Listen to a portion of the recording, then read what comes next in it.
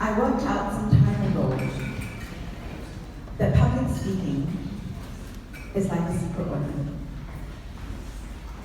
If you are able to articulate your ideas in front of people, one person, two people, 5, 10, 100, 1,000. If you are able to get your message across, the ideas that you have in your head across to people, you can create change. You can create impact. You can sell more. You can persuade people to your way of thinking. And so what I hope today is that all of you, throughout this presentation, will take away 1, 2, or 3 things, and that's all I'm asking for. 1, 2, or 3 things. What I whispered to your ears. 1, 2, or 3 things that you will do when you go home. You will do for your next presentation, that you will do for your next pitch. And see what the impact is. The secrets I'm going to share with you, you will not like. I guarantee it. No one so far has liked my secrets. I am not here to be liked. I'm sorry. I am here to help you. And I will help you. But you will not like my secrets. But I will tell them to you.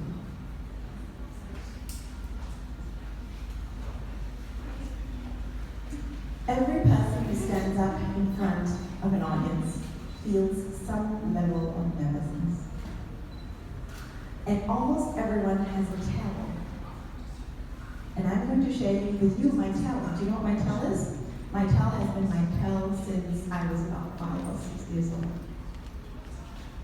What happens is I get dry mouth. So watch, look over here. I know I do. I come with coffee. I have an open bottle of water. Having a tell is not a problem if you know what to do about it. Easy to solve. I just have a drink once in a while. Whatever your tell is, be honest with yourself about it. What is it? Does your voice shake? If it shakes, then what you need to do is do some exercises before. If you physically shake, then I'm going to show you some activities that will help you train your body so that it doesn't shake. Whatever your tell is, it's okay.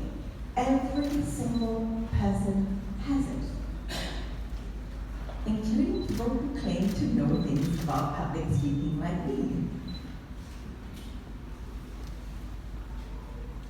The reason public speaking is important to me is because I believe in creating change. And I believe in creating change in a very specific space. I want to create a better world where women live up to their potential. And this is what I do. This is why I'm on the board of the Singapore Council for Women's Organizations, why I can inspire adults, why I even wrote a book. And what did I write the book on? Public speaking for women. And did I do it alone? No. These are some of my fellow co-authors of the book. The book is available over there. It's also on Amazon and Book Depository. I do this because I firmly believe that we can change the world. And to do that, these are some of the things you need to do. You need to be able to stand confidently in front of an audience. You need to speak from the heart. You want to touch people. You don't want to be reciting a speech that sounds recited. You want to deliver your message that's yours. If I delivered Michelle Obama's message, or Oprah's message, it wouldn't be mine. So create the message that's true to you. You want to move people to create change. Then you want people to move into action. And that's what I want from you. I want all of you to be more confident to put up your hand the next time. And the next time you stand, not to stand in the corner of the room, because this is where women often stand. If I give the mic to a woman, this is where she'll stand.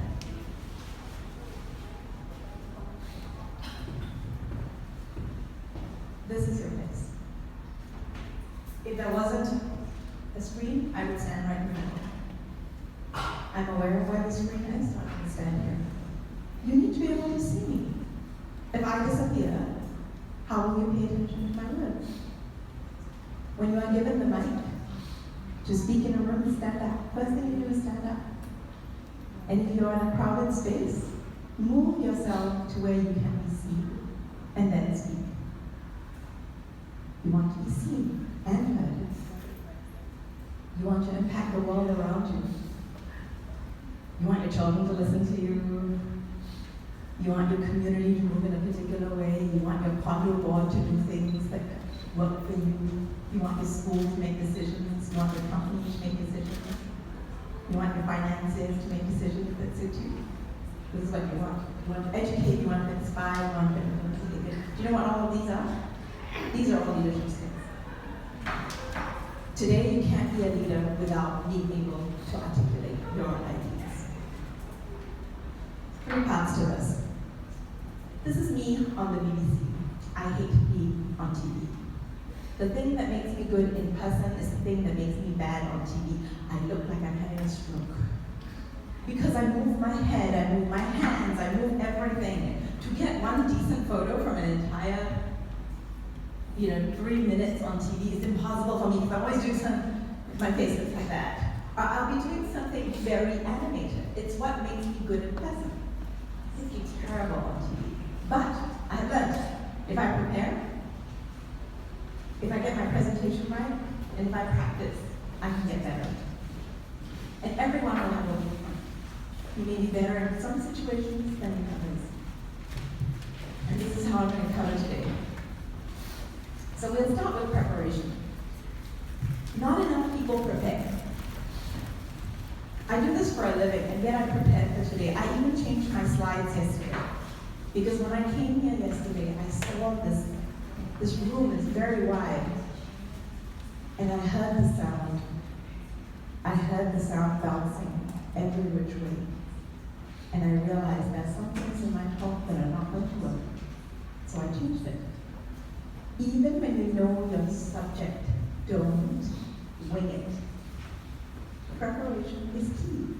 People have given their time, their precious time to come and hear you, make it worth their while. So there's a few things I'm going to cover. I'll cover content, appearance, and body language today. With content, people don't think enough about their audience, and this is what I really want you to do. I want you to focus, who is your audience? The way I tailor my message today with a group of female entrepreneurs might be different than if I was talking to policymakers, or if I was talking to a mixed group of men and women, or if I was talking to teenage girls. You need to tailor your message. Know your audience. Know your message. And be clear about it. And the third thing, the thing that women don't spend enough time thinking about, why are you the best person to deliver this? What is it you bring to the table? What is it in that message that you are going to share that will make them think? Know your audience has 2 parts. Your audience needs something from you intellectually. This is the information they need. There's the second thing no one pays attention to. Your audience needs something from you emotionally. They need to walk away with a feeling. What feeling? You have to decide for yourselves. For this talk, I hope you all walk away feeling confident. That is what I want for you. The entire nature of my talk is to give you confidence in your ideas. Because I will say it over and over again today, your ideas are worth sharing. You need to be able to articulate them. I'm going to give you an example. I speak about women's issues all the time. Last year, one of my most interesting speaking engagements was with Esquire magazine. Esquire is a men's magazine. A trendy men's magazine, no less, as if I would know anything about this. They quote me in their magazines what I said at that event. This is not something I don't believe in, but it is something that I've phrased very differently for an all-male audience. I'm going to show you. This was me. I do have other outfits, but all men. If I am going to explain gender politics to an audience of all men, will it help me to focus on the women angle? Or do you think I'm better off focusing on the male angle? Which is what I did. I'm going to read this out. Men have a script that is very limiting. Strength is the only currency, and anger is the only emotion. It is dangerous for men and for mental health. Hence the high depression and suicide rates in men, and the whole Me Too movement. It's also very dangerous for women. I turned it around. An issue that's dangerous for women is just as dangerous for men. And when you turn it around for an audience of men, they are suddenly able to hear me, even when I'm the only woman voice on that panel. Know your audience makes a huge difference. The second thing, your message. What is your message? Even when you put up your hand at an event, or if someone gives you an idea, they gives you a mic for any reason, the first thing you need to work on, how am I going to say? Why? For me, it's always about having women stand up and speak their ideas. Almost everything I say is based around women speaking their ideas into the world to give it power. So know what you want out of it. Don't take it from me. I'm going to explain what you want.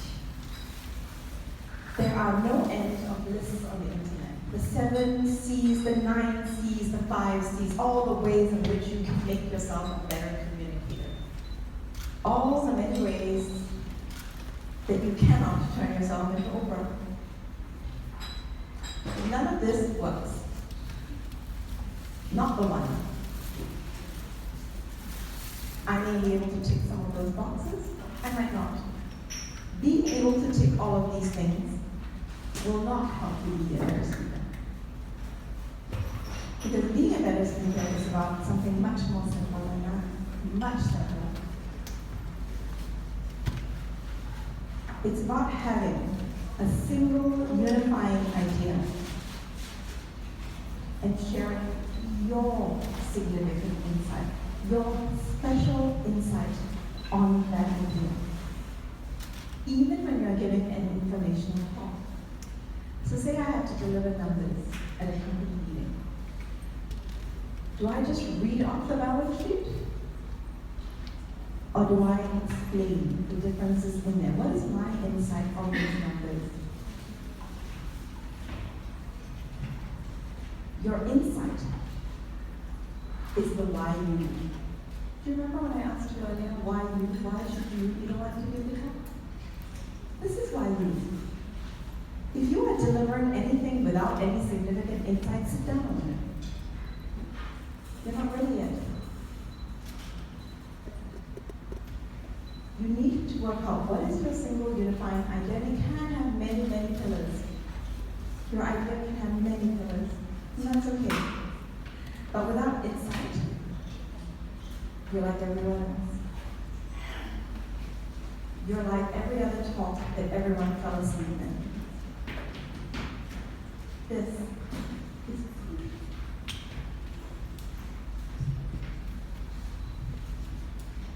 This is the one that everyone comes to me for. When women come, this is what they want.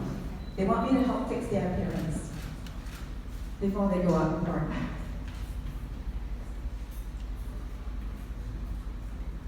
I always am in two minds about this.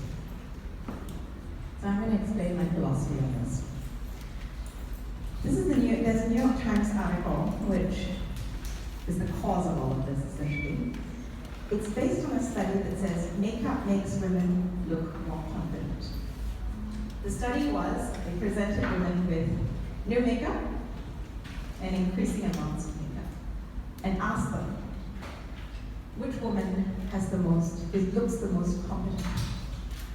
Shockingly, the more makeup, the more confident. But once you start into glitter and all of that, you lose confidence. It goes down. But up to here, this is the maximum confidence. And yet, I don't tell women to wear makeup. I wear it. I've been wearing it since I was 18. I'm comfortable. I can do this any day, any time. You can put me on a desert island and I'll be able to do this with just a few things. I told someone to do it, ballpoint pen the other day. If you are comfortable with it, great. Fabulous, if you are comfortable with it. But I'd like to talk to you about some women who do this a little differently.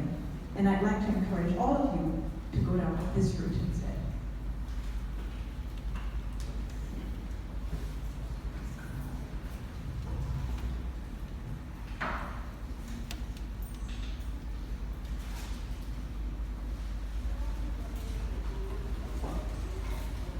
It doesn't lie at the end of a lipstick tube. When you decide that you are going to be yourself, then it doesn't matter anymore. And I'm going to take you through some examples. This is Sister Wendy Beckett. She had one of the most successful TV shows in the UK in the 1980s. She brought high art to the masses. She had an extremely good education in the art, and she had a way of explaining complex art theories to the masses. She had one of the most successful, highly rated shows on TV. Do you see lipstick?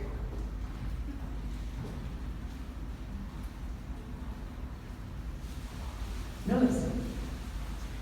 No change to her appearance, no power suit.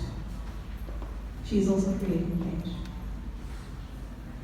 This is Chimamanda Adichie. You may have heard Why We Should All Be Feminists. You might have heard her TED Talk. She's unashamedly herself. She wears makeup, she wears African fashion and African hair. It is what she is. She's one of the most famous authors in the world. She happens to be Nigerian. This is J.K. Rowling. Same thing. No power suit, no power hair.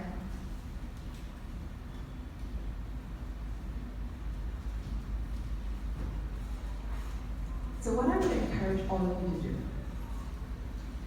in terms of appearance, is to find out, see, I told you, right? Do you hear it? So now what will I do to fix it? Do you think less of me? Most likely not. I just need to drink. Whatever it is you need to fix it for yourself, do it. I'm going to share some things that work for me. You see the outfits that I share? The reason I put photos of myself up here is so that you can see how I do this. Yeah. I have a uniform. It is almost always the same. I wear black pants, a black shirt, and I change my jacket. I do this because I don't want to think about what I'm wearing. I want to automate it. The way men do. Put on a suit, walk out the house, change the tie. I automate it for myself so I don't have to fuss about my appearance. I didn't think about what I was going to wear today. I just grabbed a jacket. I was focused on my performance today. I was focused on my content. I was focused on how the room was arranged and how I could have all your attention. I did not worry about my appearance. Because I happen to know this is a decent outfit on me. I am not a size 8 or a 6 or anything like that. I'm a UK size 14. I have hips, I have everything, all of this. Totally imperfect. I have found an outfit that works for me. This basically works for me. I don't have to worry about it. So what I recommend, if you are not comfortable with what you're wearing, or you're not sure, find 5 outfits in your wardrobe. Find 5. Make sure you look good in them. Take some photos. Turn those into your uniform for now, until you get more comfortable. If you're in fashion, this rule does not apply. You have a whole different ballgame to deal with. I'm not going to go there. This is for those of us who don't work in fashion. Test if your outfit photographs well, because photos will be taken of you. I was at a talk where the female speaker was wearing entirely the wrong underwear for this particular outfit of hers. And I couldn't help her correct it. I would normally have helped her correct it, but I couldn't in this instance, so I kept quiet. But I told her afterwards so that she could correct it for the next time. Take the photo of yourself in your outfit. It's on your phone. Just take a photo of yourself. Make sure all the bits are in that need to be in, and all the bits that are showing are the bits that need to be shown. Once you get ready, don't fuss. After I'm ready, I don't look. You will not turn into Giselle overnight. You will not turn into, a character from Shrek overnight either. In the period in which you left your house and you turned up at the venue, not a lot will have changed. Once you are ready, stop touching. Stop touching your face, stop touching your hair, stop touching your outfit, stop. It's done. Once it's done, walk away. Don't wear anything new. Not new shoes, not new jewelry, not new jackets, not new pants, not new anything. When you're about to stand in front of people, you want to be focused on your message. You don't want to be yanking and pulling and suddenly realizing the zip doesn't go all the way up or this is the wrong. Don't do new. This is not the time to be experimental. And this one, all the women with the statement jewelry, no jingly janglies. Just don't do it. It will move, it will distract you. The purpose of my rules is to keep me focused on my message. This is what works for me. You should come up with whatever works for you. This is not prescriptive. This is a suggestion. Although nothing new is a prescription. No, nothing new ever if you are going to hold mine. Just don't. You'll be focused on that and not on your message. Okay. Now everyone stand up.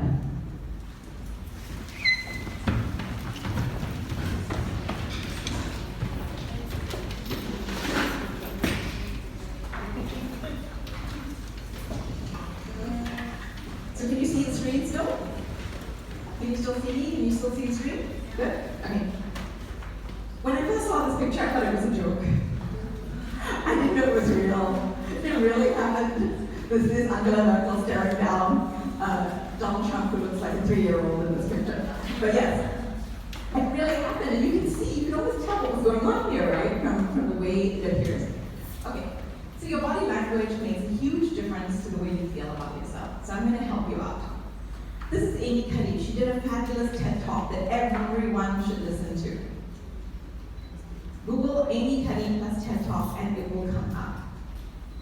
And the focus of her TED Talk was this. It's called the power pose. It is a fake it till you make it method of gaining confidence. It's also on the cover of our book. And we are going to practice it now. And this is what I do. I actually still do this. All the people who come through my training do this. 2 minutes before you start a speech. And you're going to try it out with me. I have to put this down. So it's feet hip distance apart. Balance your weight. Hands on your hips. Chin up. Imagine you have a cake flying behind you. Okay. Feel it. Shoulders back. When people win, when someone scores a goal, what is the movement? What is the movement that they do? Yes. This is us doing it at another event. And here, these are the variations on the power pose. You can do any of them, and they will change the way you feel about yourself. 2 minutes. What I do, sit down. What I do is when I arrive at a venue, I often go to the ladies' room after I set up my slide. I take my phone, I set up my 2 minutes, I go into a cubicle, and I do my power pose. And I imagine my cake flying behind me, or whatever it is works for you. Someone told me they do it to eye of the tiger. I'm like, sure, whatever. Whatever works for you. It gets you into a confident frame of mind. And that's all you need sometimes, that little boost. Then the next question is, what do I do with my hands? People always ask me, what do I do with my hands? Because someone has some ideas. What can you do with your hands? What are some of the things you've done with your hands? Keep them open? Keep them open, absolutely. Keep them open is a really good way.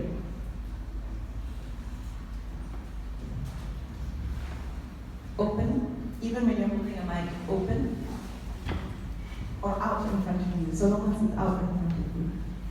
It's 90 degrees actually, so stand straight. 90. Yeah, this is the fixed position you're looking for. But you can't stand there like this the whole talk. Very unwise. You're looking to stabilize yourself.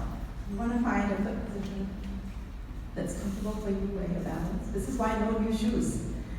In new shoes, you won't be able to balance yourself because it will hurt. Have you ever had a pair of new shoes that didn't hurt? So don't wear new shoes because you can't balance yourself. You need to be grounded. I can do this in heels. Some women cannot. If you cannot, don't wear heels. This is not the time to try. Okay.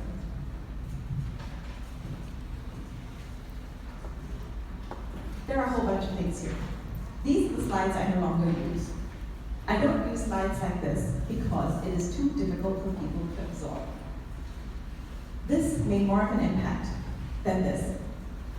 And this is what I mean about when you structure your content. If you have slides like this, you can assume no one remembers anything from this slide. They will take a picture and it will disappear into the cloud somewhere and no one will ever look at it ever again. It has perfectly good information that no one will ever use. Depending on the nature of your talk, make sure your slides help you, not hinder you. When faced with all that content, all of your eyes went to the screen, not to me. Here we go.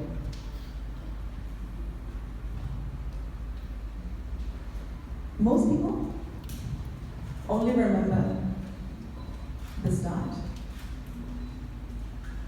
and or the finish of the presentation. The bit in the middle here, most people will forget. And so it is absolutely crucial to begin strong. These are the two parts of the talk that I say you must memorize. Memorize your starting line, memorize your finishing line. Even if you are reading from a script, you must be able to look at your audience in the eye when you are delivering it. You cannot look down at the beginning or at the end. And for women, I have an added tip, which is to start slow and low. Our voices are high pitched, and they are not good for projecting authority. So start one tone lower and start slow. If you start high and you keep going very, very fast, and then you will lose your audience very quickly. Low and slow is your friend at the beginning. It is often your friend throughout your talk as well. How to start? This is the other question I get asked a lot. How? What do I start with? Well, here are 6 ways you can start. You can ask a question. It can be open-ended, it can be closed. I could have started with, I'm very excited to be here today. Are you excited to be here today? And this is a yes/no answer. It's okay. You could tell a story. I told you at the very beginning that I learned very early on in my life that I get dry mouth. You could tell a very detailed story with all the elements, or you can tell a very short anecdote. ask the audience to imagine something. Imagine a world in which women are not subject to sexual assault. Use surprising facts. This one I've used before when I was talking about women in sport. I do it with girls when I talk to girls. The annual salary of Lionel Messi is $84 million. The combined annual salary of 1,693 women football players in the top 7 football leagues in the world was half of that at $42.6 million. You could make a bold statement. One of the best TED Talks in the world is from Sir Ken Robinson, and he starts by saying creativity is as important in education as literacy. You can use a quote. This is actually the first woman who ever ran for president of the United States. It's Shirley Chisholm. If they don't give you a seat at the table, bring a folding chair. See, we have folding chairs. Any of these is a good way to start. If you're struggling. So I hope you've learned a few things here today. But the first and most important thing, regardless of what you're wearing, regardless of whether you wore makeup or not, if you don't know your subject, none of this will help you. Not one thing I said will help you. But my experience is that women have content. Every time I work with women, content is not their problem. Not once have I worked with a woman who didn't have content. Women generally know their subject. The second is to train your body. Get your body used to standing up. Get your body used to holding a mic. Get your body used to walking around on stage. Get your voice used to the sound of the mic. The first time I held a mic, I hated it. We're not used to hearing the sound of our voice amplified. It's unnatural. So get used to it. You need to get used to it by practicing. Whether you're reading from a speech or not, you need to know it. You need to know it inside and out. Whether you lose your place when your slides don't work, you need to know your speech.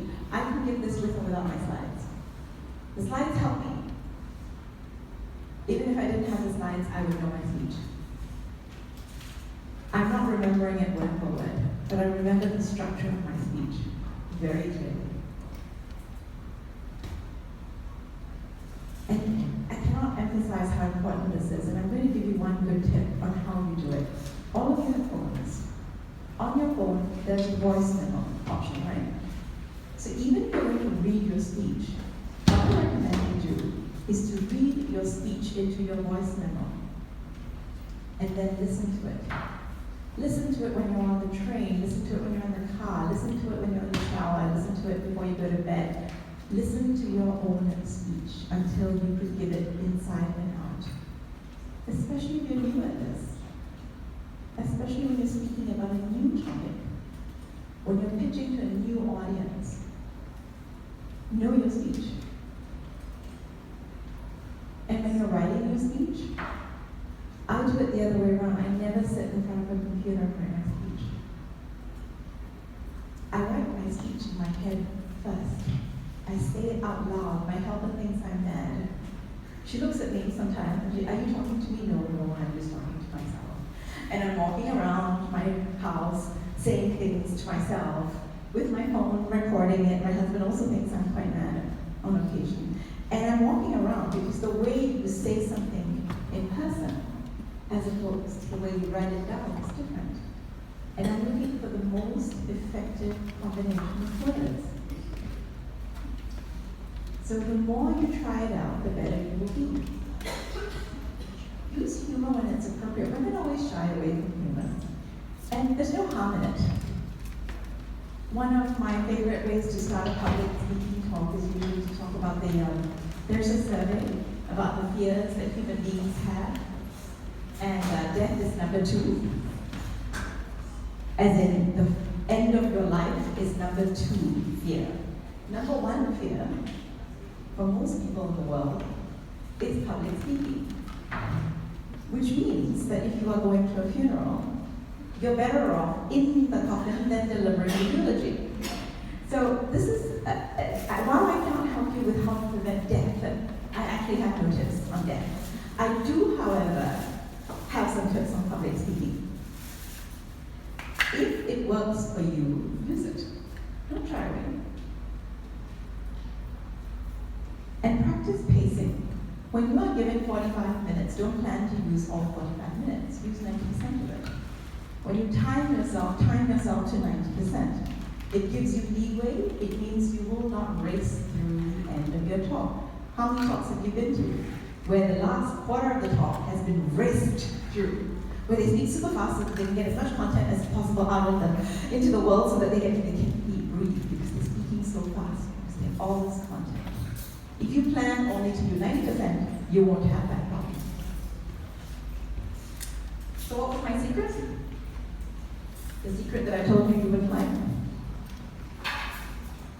Preparation, presentation, and practice. So sorry, none of this is fun. But you can make it fun. But don't underestimate the work that goes into preparing a good presentation. If you want to create impact, if you want to honor the time that people have given to listen to you, then please prepare. Please make sure that what you're saying is not something I can Google, that you have added your significant insight, your special take on that topic. Anyone can do it.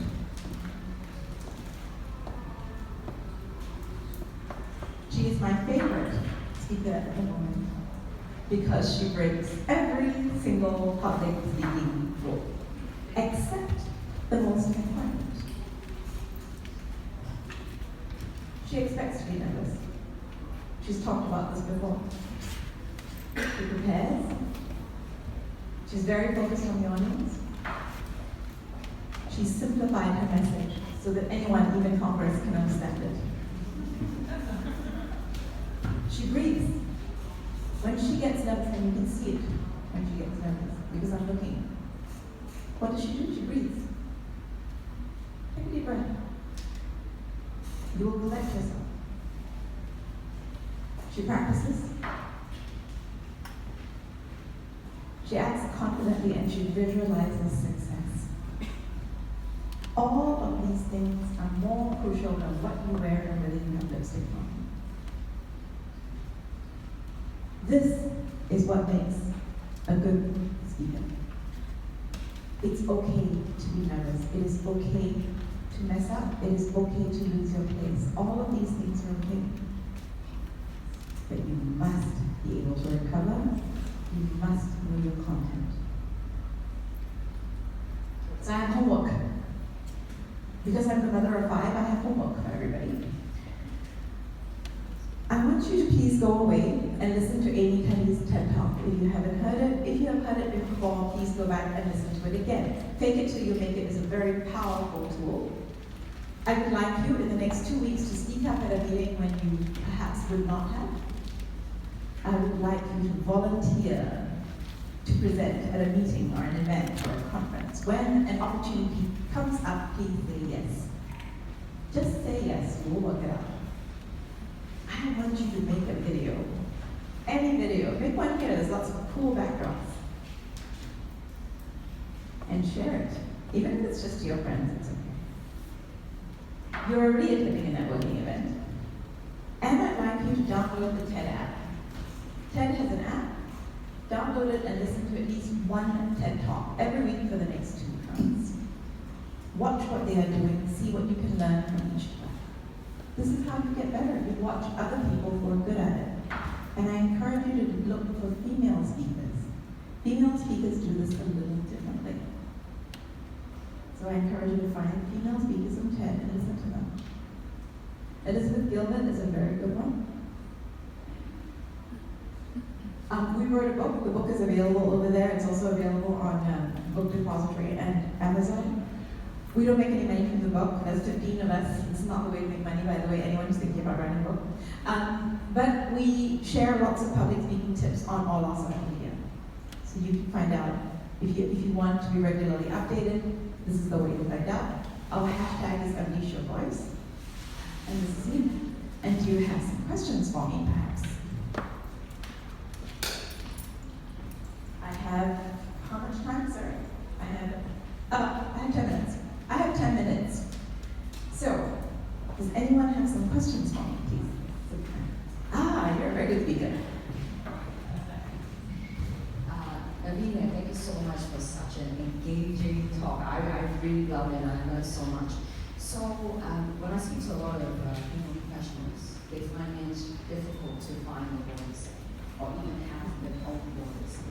What would be the process? Can you share with us some of yours? You mean as in they can't come up with an idea, they already have an idea and they can't find a way to articulate it? It can be in the workplace, in a meeting, or they come out public speaking, presentation. So the basis, it actually starts with teenage girls. So because I work with teenage girls, often women are reticent about sharing their ideas because they haven't quite answered the 3 questions that dominate our teenage years. And those 3 questions that dominate girls' teenage years are, am I good enough? Am I pretty enough? I wish that question was not there, but it is. And do I deserve to be loved? Often women don't resolve these issues in their teenage years, and they continue to dominate their adulthood, which causes women to have a much larger confidence gap, and it causes women to often suffer from the imposter syndrome. So I don't have a magic wand for how they can do this. They need to take it one step at a time. There is one thing that you're very good at, whatever that one thing is. That should be the thing you develop your ideas from. And when you articulate your ideas on your one thing, on your gift, and when you can see the benefit to the world of that gift, then you'll be able to do it. I spoke to the Dutch ambassador to Singapore recently, and she said she would often say no to speaking engagements until she realized that if she didn't say yes, that other women would not see a female ambassador speaking regularly. And so she said yes, because she wanted women to see it. She did it for others. And that is often the reason women will say yes, because they are benefiting something bigger. Women often don't say yes to themselves, not at the beginning at least. So find something bigger.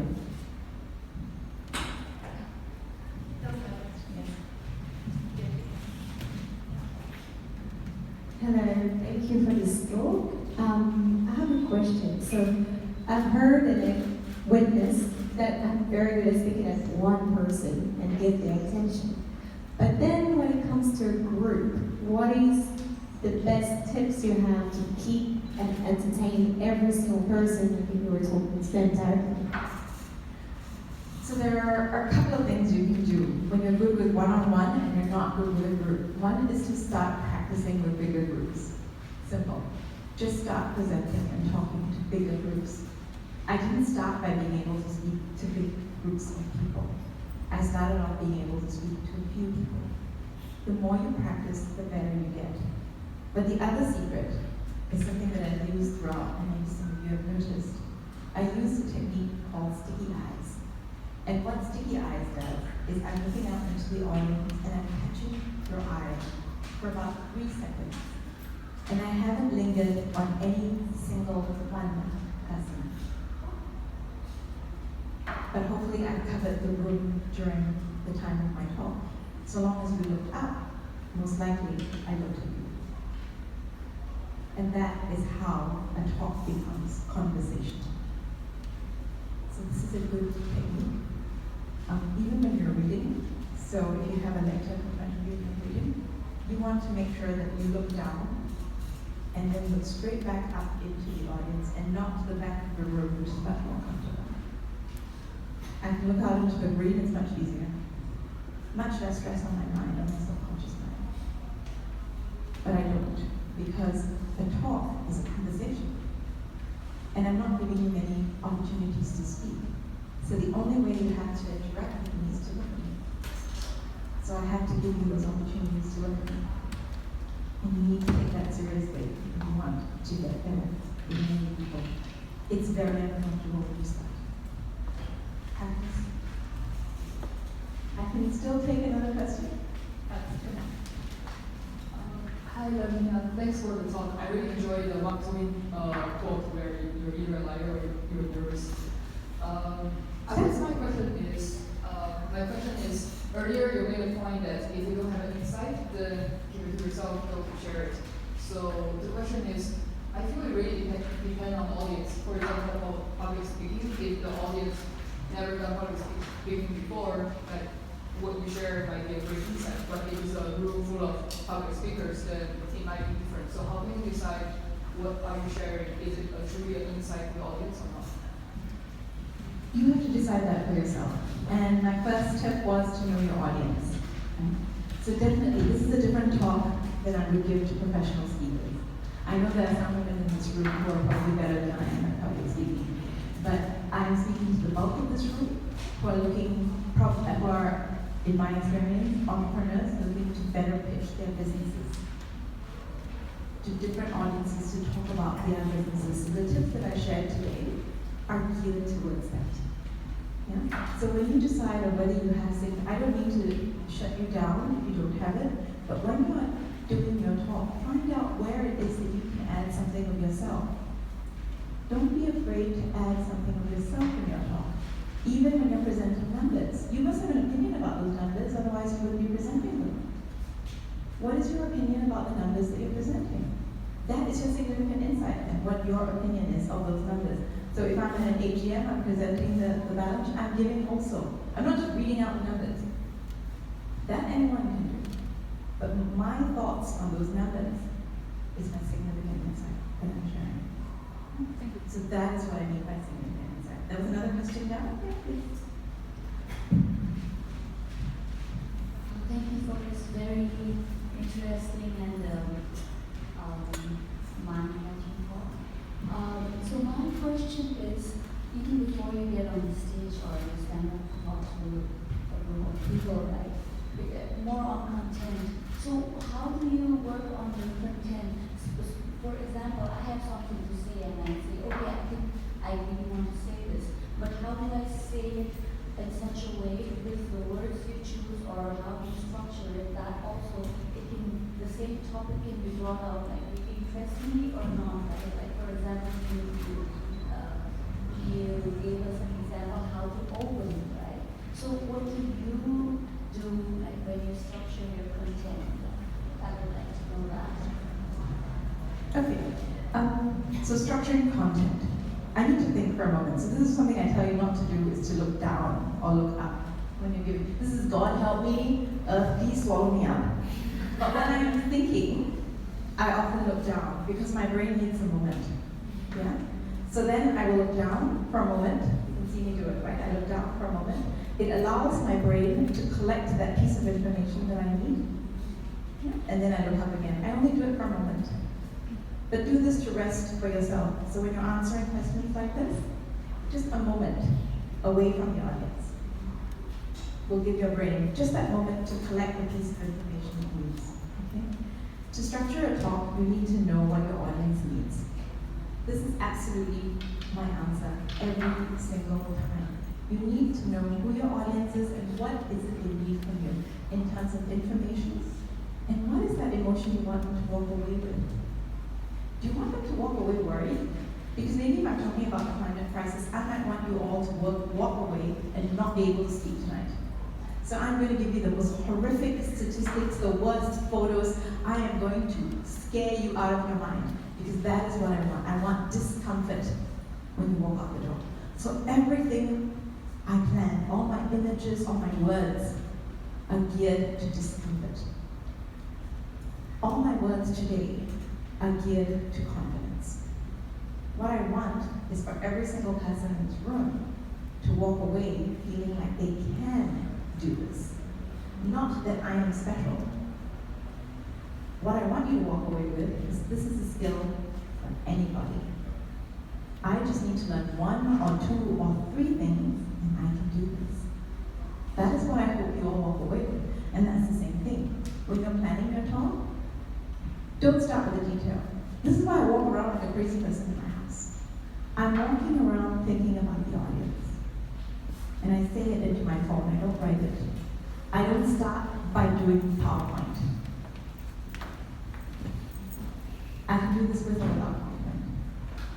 PowerPoint is not the beginning of your talk. If you start your talk by drawing up your PowerPoint, then you will have this newsworthy talk. Don't start with the PowerPoint. Start with the idea. Who's your audience? What do they need to know? What is it you want to tell them? That's how you start. Then the slides come in according to that. One more question for the others. There's one there on there. Let's do this since you're here. Hi, thanks for being here. It's very, very insightful this morning, Shirley. I'm just wondering, do you often see this tone, this manner, even during your like a 1 minute elevator speech? Because doing public speaking, I understand you need to go slow and low. But doing a business networking session where you need to have that 1 minute, how should you be carrying your voice so that you grab the attention of others? A bit slow and low gain, not. I don't know, some of the back sides of that. So this is for public speaking as when you have a mic. My pace is for this room. I know what the acoustics in this room are like. I saw it yesterday, I saw it earlier today. The sound bounces. If I speak faster, you will not be able to understand my words, and I wanted you to be able to understand me. And so I'm speaking much slower than I normally would. This is what I mean about practicing pacing. When you practice your talk, practice your I removed a whole chunk of content because I needed to go slower. Once I knew what the room was like, I knew I had to go slower. So I removed some content. Your job is not to tell the audience everything you know. A talk is not an opportunity to dump all your knowledge. It's the opportunity to create change. And so this is what I did. This is how I structured it. For a networking talk, this is a whole different structure. Okay, when you are giving your elevator pitch, it is much closer. Can I ask you a help, please? Can I ask you a help, please? Can you come up from here? Yes, please. Yes, please. Okay. So look at the distance between us. Hi, I'm Lavinia. Nice to meet you.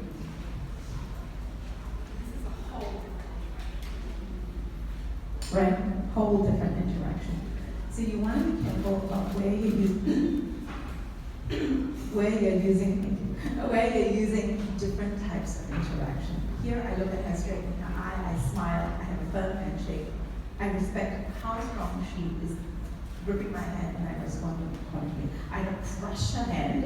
I don't give her this if she's giving me a proper handshake. This is the secret. Most people remember whether you look them in the eye or whether you smile at them. The words, they will remember about 2 words of what you said. You'll be lucky if they remembered your first name. Thank you very much.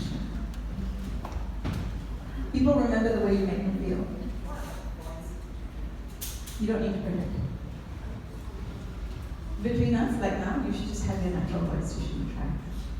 You should work on your natural voice. You don't need it. The reason you need to modify is because you're hearing yourself bouncing and amplified. So you need to practice with a mic. If you're speaking with a mic, practice with a mic. I hear myself do this all the time. This is not the middle. This is the middle. So I need to get used to this. You had a question over there. And I think this might be my last one. I have 2 questions actually. One, it's all right to sound intelligent, composed, and objective, and deliver this message, but there are times when you're brought to your feet and speak without knowing who the audience is, the content, and you can't gauge the emotion of the audience. How do you do that impromptu speaking? Secondly, when there are difficult audience and difficult questions and emotions that you feel is against you or the message you're delivering, how do you address that in a way that you want to walk away feeling you have both gained from the experience? Thank you. Those are very good questions. So I speak about women and gender issues in mixed audiences all the time. Do you think people want to hear what I have to say?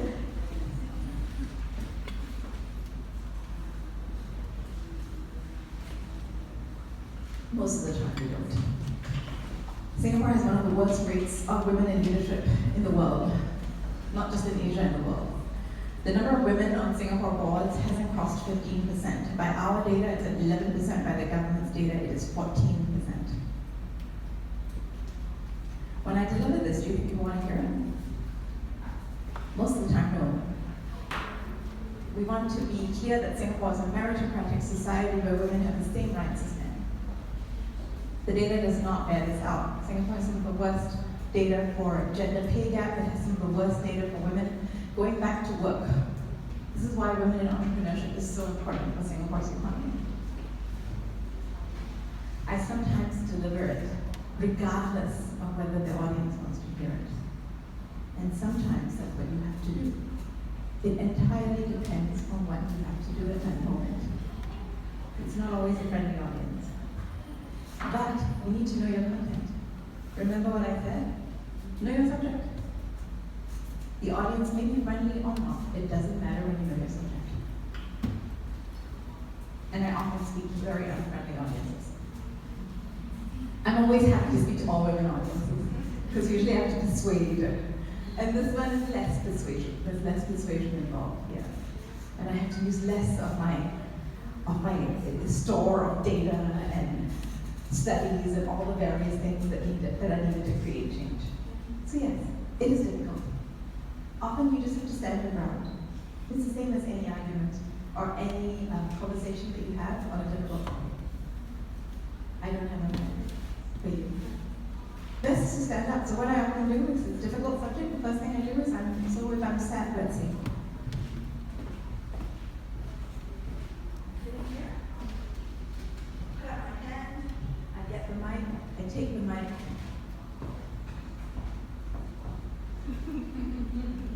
I claim my space. I will never talk from the back of a room unless I make sure that all the audience is looking at me. I put up my hand, I ring a bell. This is not vanity. This is calling attention to the words. If you're going to say words, you want people to hear them. Do what you need to do. So thank you all very much for your attention today. I'm very grateful that you took time out on a Saturday to come and hear me. The voices of women can change the world. Whatever your idea is, it may be a small idea, it may be a big idea. It doesn't matter. It's not about size. It's about creating impact with your thoughts. When your thoughts stay in your head, they can do nothing. They cannot help your children, they cannot help you, they cannot help your business. You need to let them out into the world. You need to give them some air. So I hope I've given you some ideas today to let your ideas go out into the world. Thank you very much.